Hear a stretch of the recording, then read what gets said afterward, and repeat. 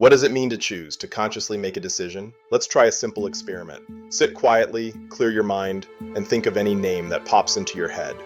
Got one? Say it aloud. When exactly did you decide on that name? Did a list of options appear? You know, thousands of names. How did just those few bubble up? It feels like an external force or something beyond your direct control supplied the menu. Was it because it belongs to someone you value? How were those values shaped? By your genes, upbringing, or chance events you had no say in? If we don't control the options, can we really claim to author our actions? What if every choice is the end product of a subconscious Rube Goldberg machine governed by physics? Your consciousness isn't the director, it's the audience. What you'll eat for dinner 12 years from now?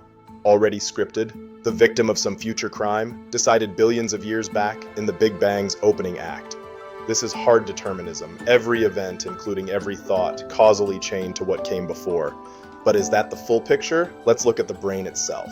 Consider split-brain patients whose corpus callosum is severed.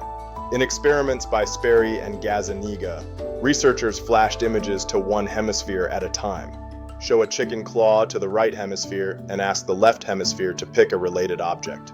The left hand grabs a shovel, but when asked why, the speaking left hemisphere confabulates. Oh, the chicken needs cleaning up after. One half acts on unconscious cues, while the other invents a rational narrative. Our sense of unified agency might be an illusion. Does this dismantle free will? Not entirely. Decision-making can be modular and subconscious, but conscious veto or redirection may still exist. Split brain doesn't erase agency. It's more like internal conflict resolution, where the person still navigates the world coherently. Now, zoom out to physics. Hard determinists often gloss over quantum mechanics. Heisenberg's uncertainty principle proves you can't precisely know both a particle's position and momentum simultaneously, injecting unpredictability. At the atomic level, outcomes are probabilistic. Could these quantum fluctuations ripple up into brain processes? Some physicists and philosophers think so. Tiny uncertainties could amplify into meaningful divergences in thought paths. It's not proven that quantum effects directly cause decisions, but it shatters the dream of perfect predictability. Even with godlike knowledge, you couldn't forecast my choice of name, let alone your meal in 2037. The opposite of determinism isn't free will, it's randomness. True free will needs enough structure and enough indeterminism. This is libertarian free will.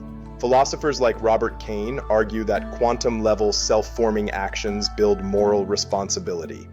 Compatibilists say free will is compatible with determinism. It's about acting without external coercion, regardless of causal chains.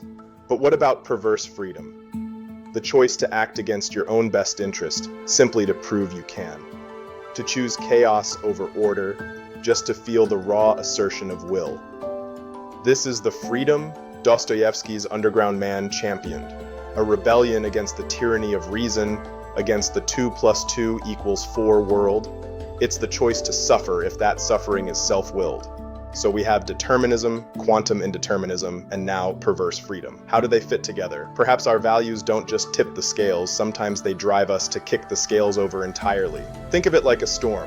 Winds push you toward the cliff. You can plant your feet, lean into the wind, or you could choose to jump. Not out of despair, but to prove the cliff doesn't own you. That's the terrifying beauty of perverse freedom. So, is our will just a quantum wiggle?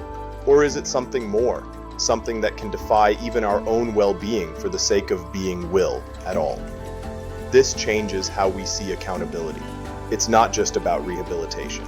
It's about acknowledging the capacity for self-destruction in all of us. The question is not just, how do we fix what's broken, but why do we choose to break it? So next time you choose, feel the weight of it, the pull of reason, the whisper of quantum chance, and the dark, seductive call of perverse freedom. It's not just a spark, it's a fire.